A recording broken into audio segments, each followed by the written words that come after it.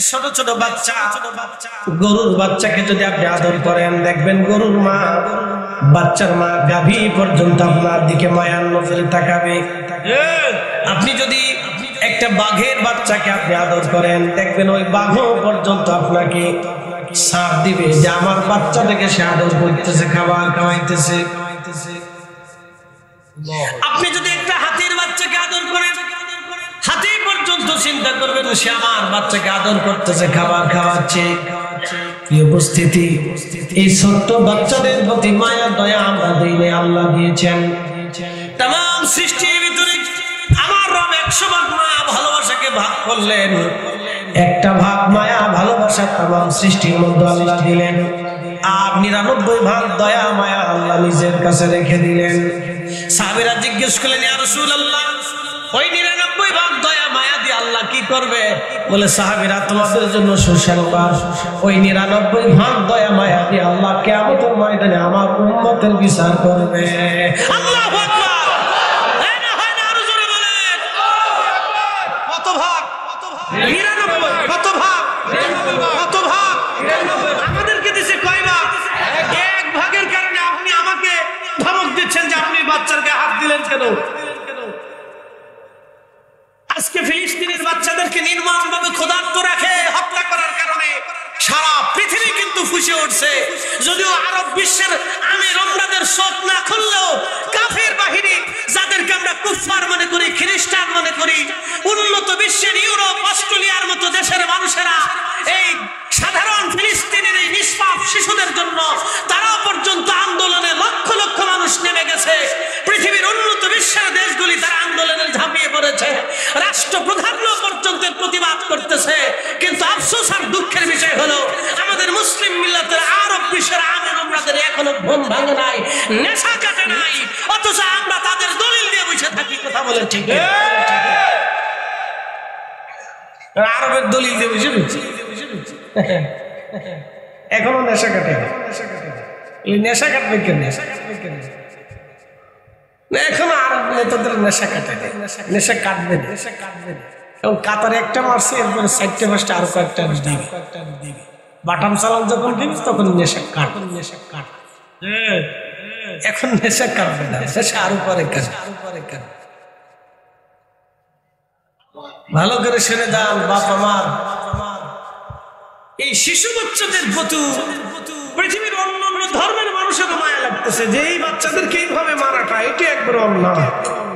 তাদের এই জুলুম দেখে দুনিয়ার অন্যান্য ধর্মের মানুষ, বৌদ্ধ কি সনাতনী কি খ্রিস্টান, যার অন্তরে মানবতা আছে, মায়া আছে, সেই লোকটা পর্যন্ত প্রতিবাদ করতেছে এটা অন্যায় হচ্ছে।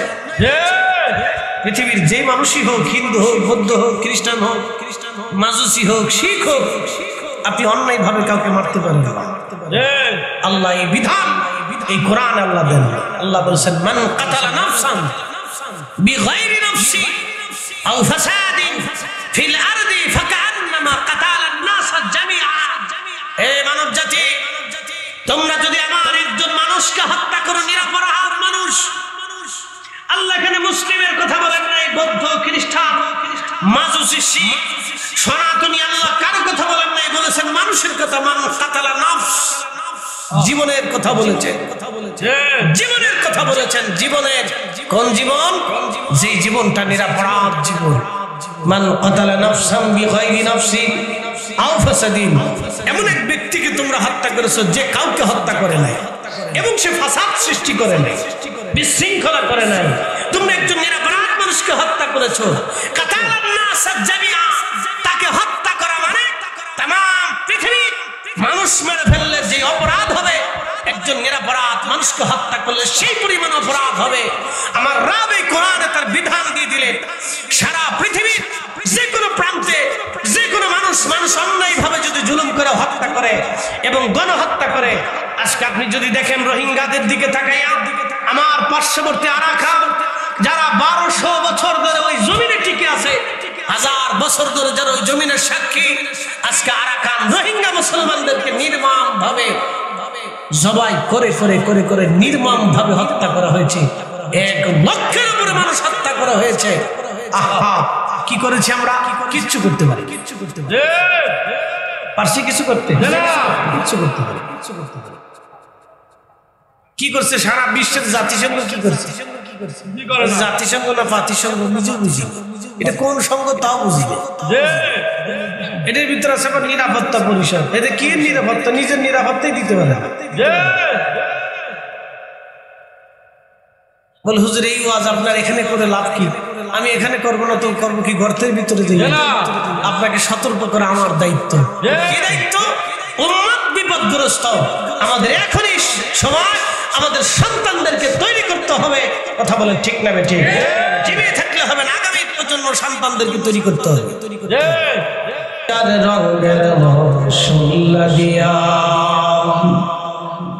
আগুন পানি মাটি বাতাস একই যোগে করিয়া প্রকাশ। আগুন পানি মাটি বাতাস একই যোগে করিয়া প্রকাশ। দেখিলি না তুই কইরা তালাশ, ওরে দেখিলি না তুই কইরা তালাশ। কোন জায়গা সে মহাজন চার রঙের মশলা দিয়া যে কইরাছে তোর গঠন চার রঙের মশলা দিয়া। রব্বুল আলামিন দুনিয়াতে পাঠাইলেন। দুনিয়াতে শুধু বডি আল্লাহ পাঠান নাই, বডির ভিতরে আল্লাহ একটা ইঞ্জিন পাঠাইলেন। ইঞ্জিনের নাম রূহ। এই কোরআনে কাফেররা এসে অবিশ্বাসীরা এসে নবীজিকে জিজ্ঞেস করলেন, ইয়া রাসূলুল্লাহ আপনি তো নবী, তাহলে আপনি বলে দেন রূহ কি? রূহ কি? কি দিয়ে রূহ বানানো হয়েছে আপনি বলে দেন। ওয়াসআলুনাকা আনির রূহ, আমার দিকে তাকান। ওয়াসআলুনাকা আনির রূহ, আপনি বলেন রূহ কি জিনিস? রূহ সম্পর্কে আপনি আমাদেরকে বলেন। কাফেররা প্রশ্ন করল, আল্লাহ জবাব দিলেন মিন আমরি রব্বি। ও নবী আপনি বলে দেন এই রূহটা আমি আল্লাহর হুকুম মাত্র, আমি রবের হুকুম, আমি আল্লাহর হুকুম। এই রূহ আমি আল্লাহর হুকুম। বলে হুজুর হুকুম কি রূহ? এই রূহটা মায়ের রহমে আমার বডির ভিতরে আমার রব হুকুম করে পাঠাইলেন। আবার হুকুম যখন আসবে রূহ আল্লাহর দরজায় চলে যাবে। এই কোরআন আল্লাহ বলেন ইন্না লিল্লাহি ওয়া ইন্না ইলাইহি রাজিউন। নিশ্চয় আমরা আল্লাহর জন্য, ওয়া ইন্না ইলাইহি রাজিউন, আমরা আল্লাহর কাছে আবার ফিরে চলে যাব। তাহলে ছিলাম আল্লাহর কাছে, আসলাম দুনিয়াতে, আবার চলে যাব আল্লাহর কাছে। হুজুর আপনি বলে দেন রূহ আল্লাহর হুকুম, আমি আল্লাহর হুকুমে আসছি, আবার আল্লাহর হুকুমে চলে যাব। ভালো করে বোঝেন, আমরা কার হুকুমে আসছি? চলে যাব কার হুকুমে? বলেন কার হুকুমে আসছি, চলে যাব কার হুকুমে? এই দুনিয়াতে কার হুকুম মানবো? একবারে হিসাব সহজ, একবারে হিসাব সহজ করে দিচ্ছি। আল্লাহর হুকুমে আসছি, আল্লাহর হুকুমে চলে যাব, দুনিয়াতে মানবো আল্লাহর হুকুম। এই কোরআনে যাহা হালাল তাহা আমার জন্য হালাল, যাহা হারাম তা আমার আপনার জন্য হারাম। কি কথা ঠিক আছে না? এই কোরআনে যাহা আদেশ তা আমাদের সবার জন্য আদেশ, যাহা নিষেধ আমাদের সবার জন্য তাহা নিষেধ। এই কোরআনে যা আমাদের জন্য শিক্ষা তা আমাদের সবার জন্য শিক্ষা। এই কোরআন থেকে আমাদের যা বোঝার সব আমাদের জন্য তাহা বোঝার। অতএব আমরা আসলাম আল্লাহর হুকুমে, চলে যাব আল্লাহর হুকুমে। দুনিয়াতে যত সময় বেঁচে থাকি তাও আল্লাহর হুকুমে। এই জন্য আল্লাহর হুকুম আমাদের জীবনে আমাদের মানতে হবে। আল্লাহর হুকুম, সূর্য আল্লাহর হুকুম মানে, চাঁদ আল্লাহর হুকুম মানে, আশ-শামসু ওয়াল কমারু বিহুসবানি ওয়ান নাজমু ওয়াশ-শাজারু ইয়াসজুদান।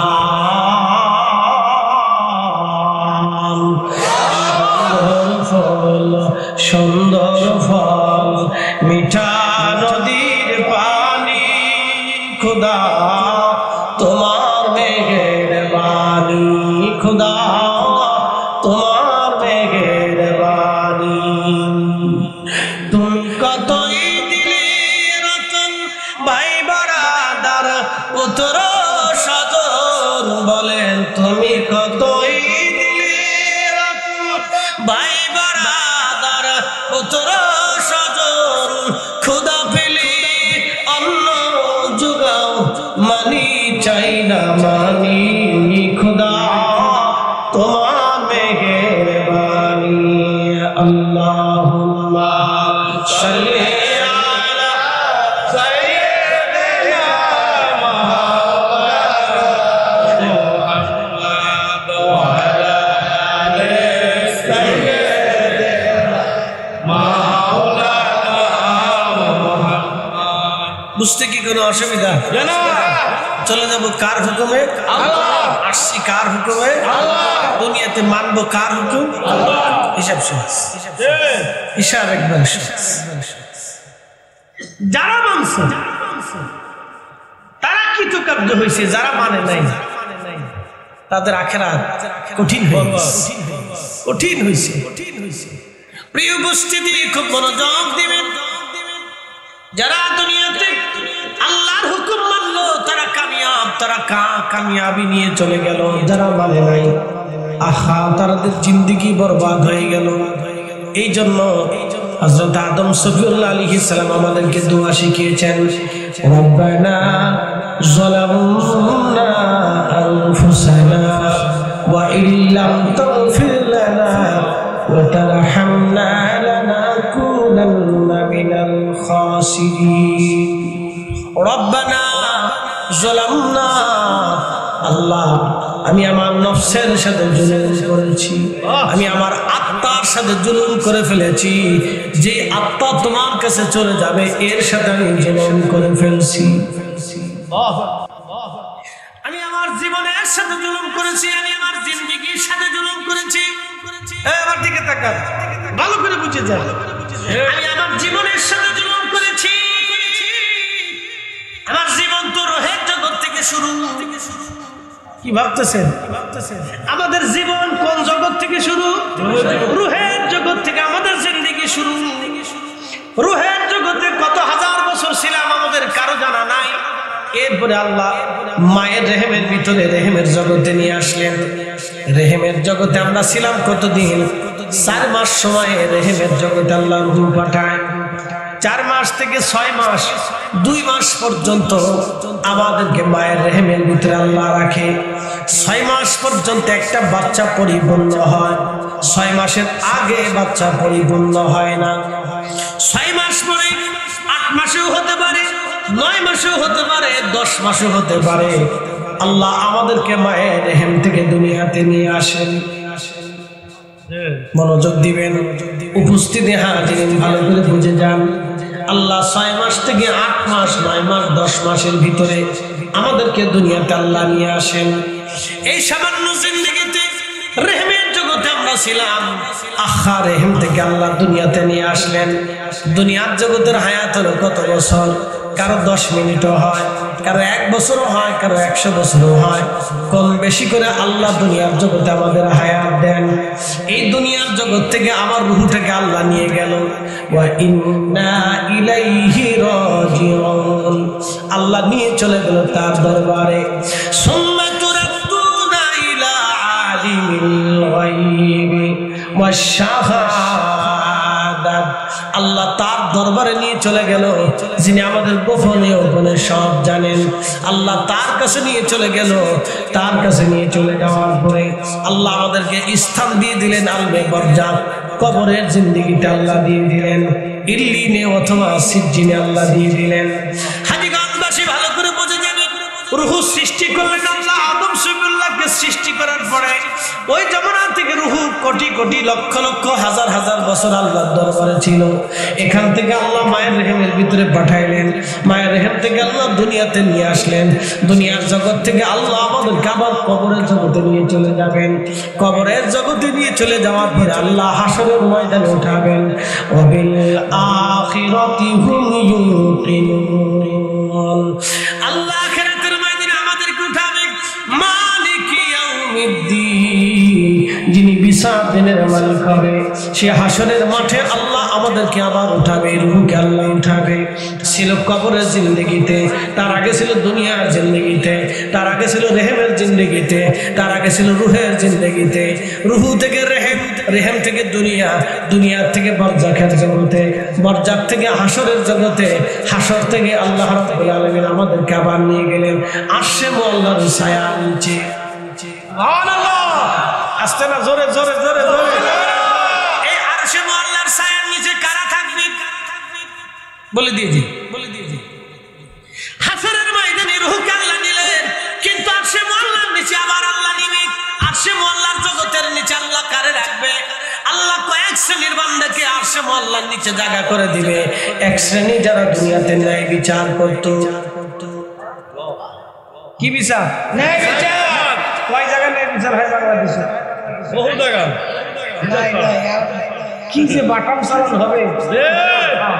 আমরা শুধু দুর্দশাগ্রস্ত হই ন্যায় বিচার না থাকার কারণে। কথা কথা আমাদের বাংলাদেশে শোনেন, আমাদের বাংলাদেশের কোনো কিছুর সমস্যা নেই। আল্লাহর কসম করে বলে এদেশের টাকারও সমস্যা নাই, খনিজ সম্পদের সমস্যা নেই, এদেশের মানুষের সমস্যা না। এদেশের মানুষ পরিশ্রম করে। বলে কেন, কেমনে করে হুজুর, কেমনে বুঝলেন?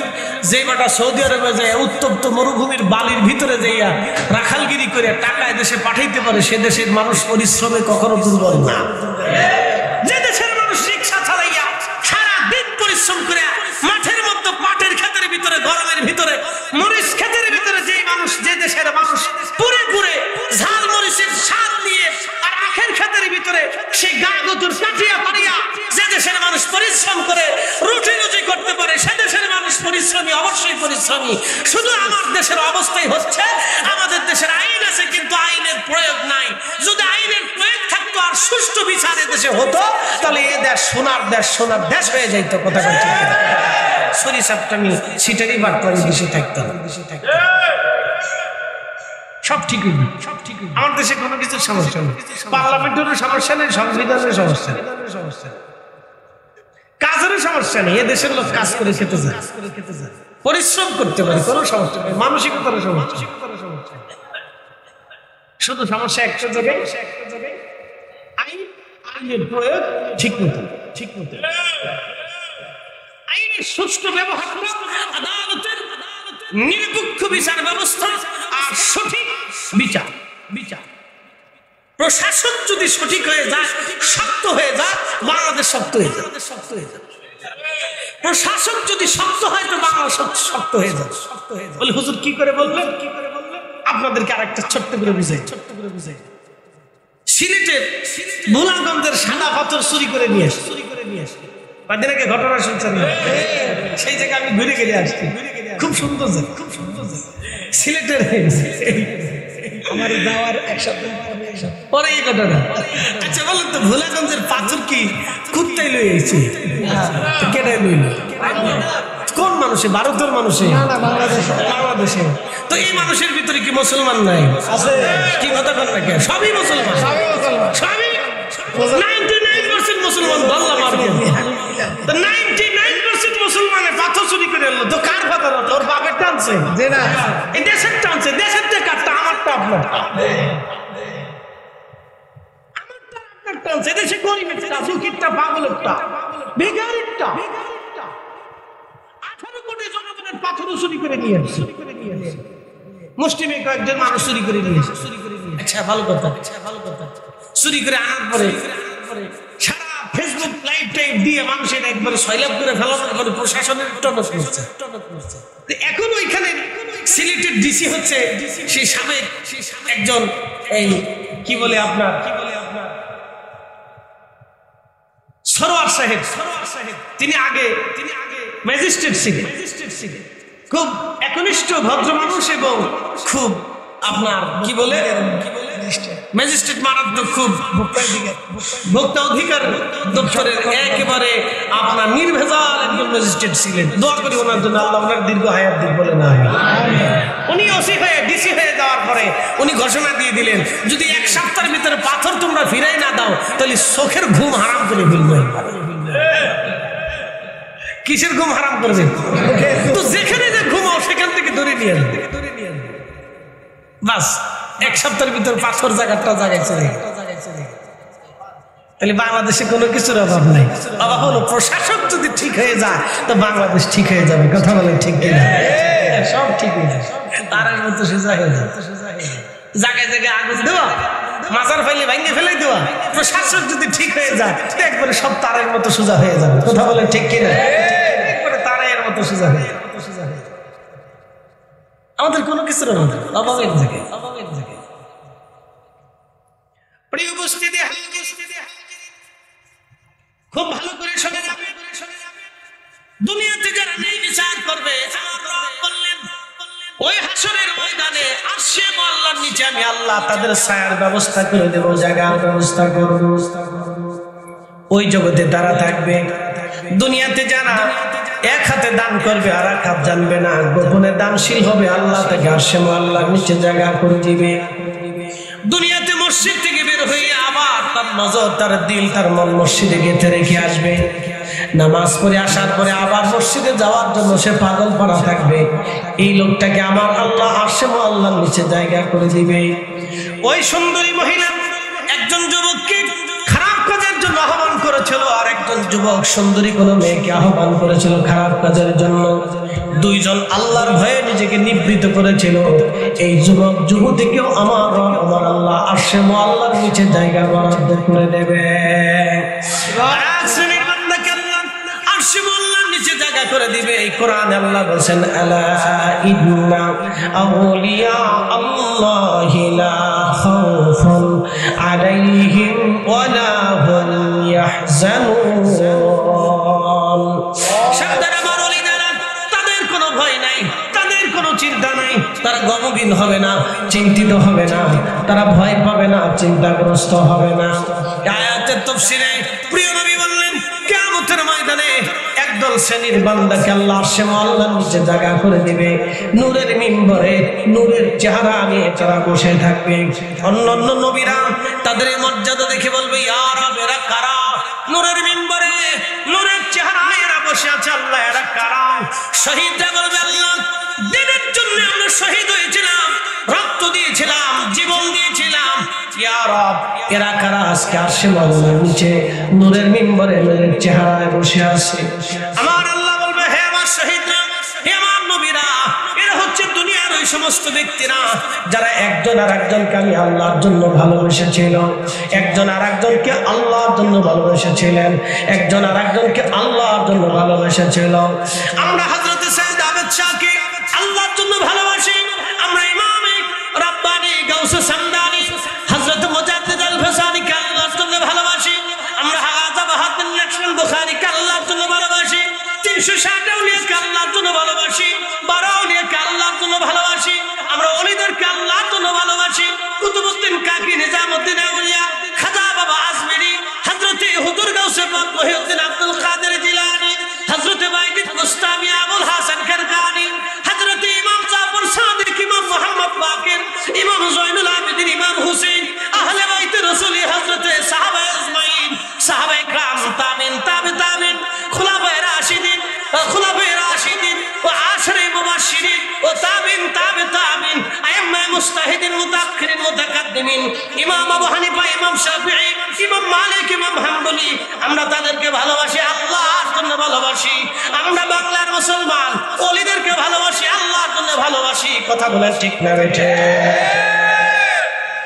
কেউ যদি মনে করে আমরা বেদাতি, সর্বজবুজ চশমায় সমস্যা, চশমায় সমস্যা, সমস্যা চশমা, চশমা কালা, চশমা কি? এই জন্য দুনিয়া কালা দেখে।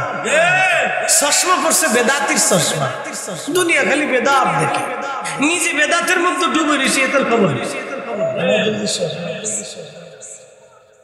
নিজে বেদাতের মধ্যে পড়ে রয়েছে, তার খবর নাই। বেদাতের হিসাব তুলি বাংলাদেশের কোন আলেম আসেনি বেদাত ছাড়া? হ্যাঁ, আমার দেখার একজন বাংলাদেশের কোন আলেম বেদাত ছাড়া আছে?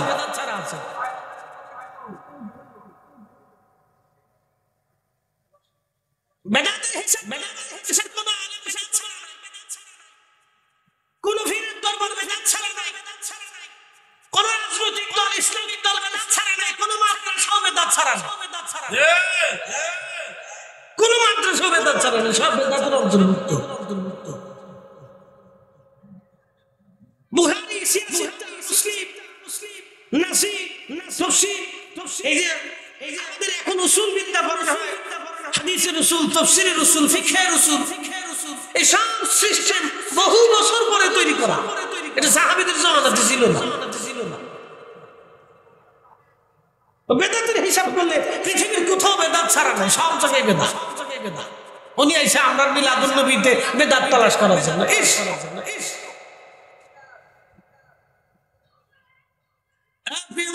খুব মনোযোগ দিবেন। মাহফিল হবে না, বন্ধ হবে। নবীর নামের মাহফিল হবে না, বন্ধ হবে। জমিন কার? আসমান কার? আমরা কার? আমার রাসূল কার?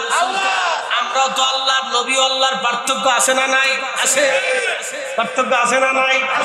আমরা হলাম সাধারণ বান্দা, সাধারণ দাস, আর আমার নবী হলো হাবিবুল্লাহ, আমার রাসূল রাহমাতুল লিল আলামিন, আমার নবী সাইয়্যিদুল কাউনাইন, আমার নবী মাকামে মাহমুদ ওয়ালা, আমার নবী কোরআন কর্তৃক হাউজে কাউসার ওয়ালা।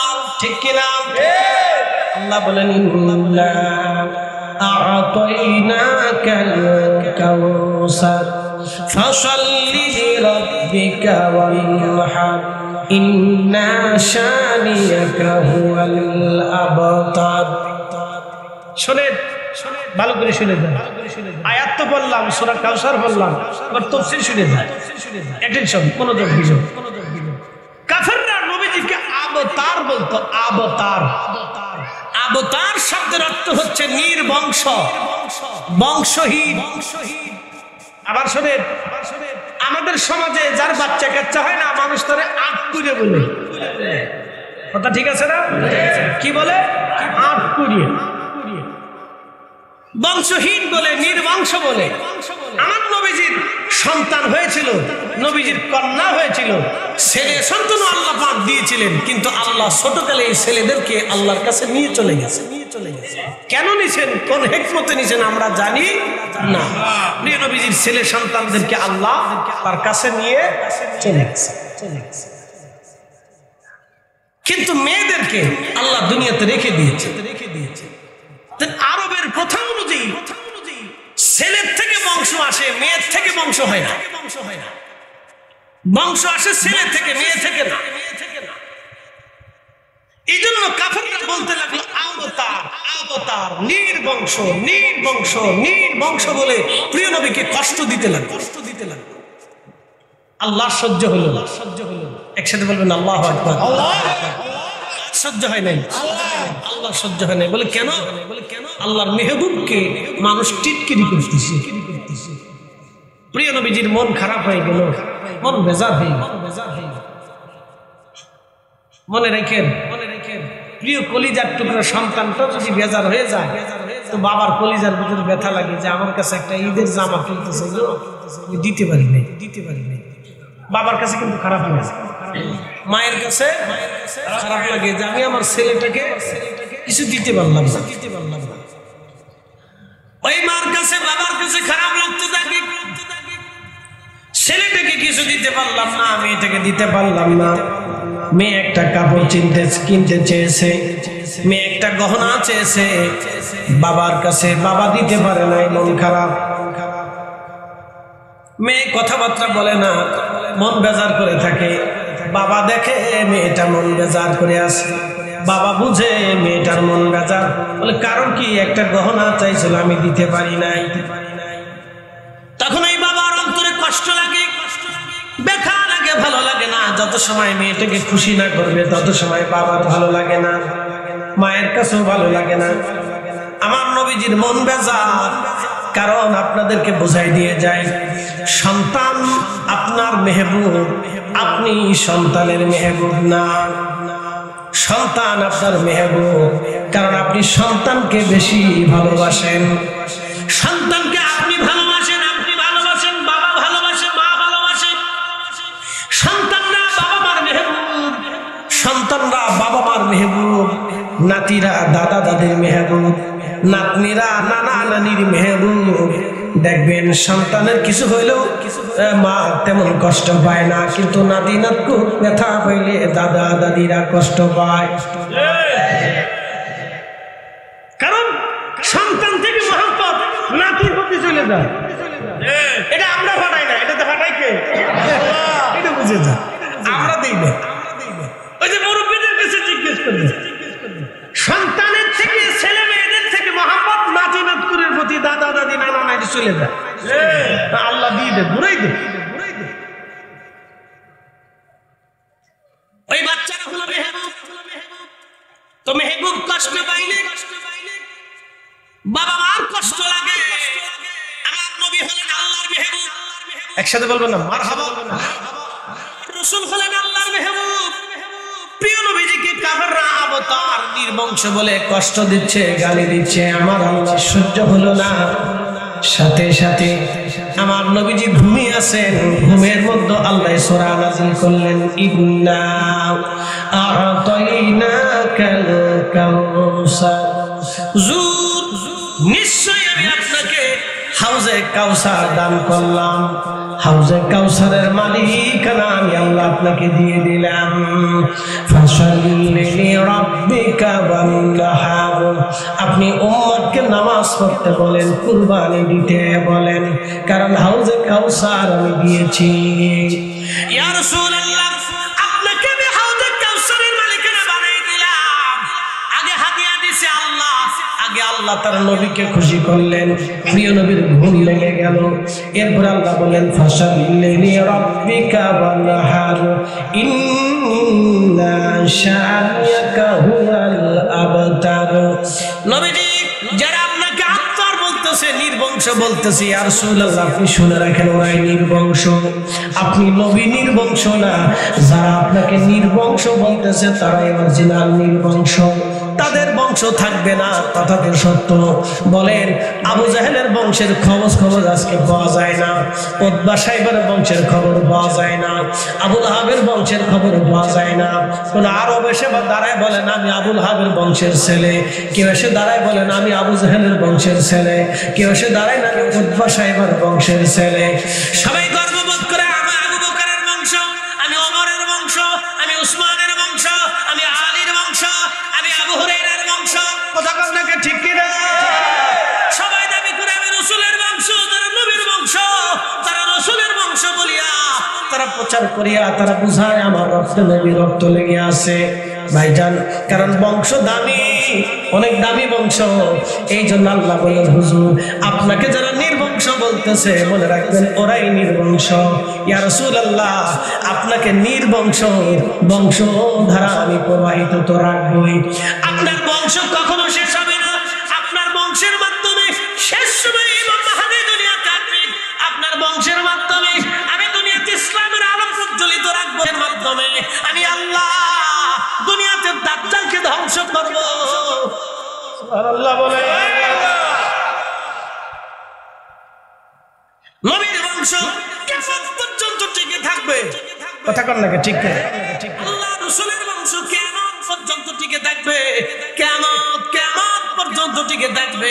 কিয়ামত পর্যন্ত টিকে থাকবে। অনেকে বলে আমি হযরত আব্বাস রাদিয়াল্লাহু আনহুর বংশ,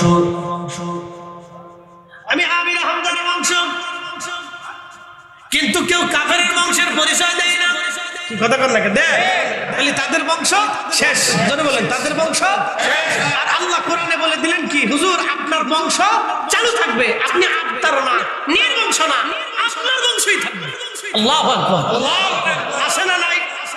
জোরে বলেন আসে না নাই? আছে। তাহলে কোরআনের কথা সত্য না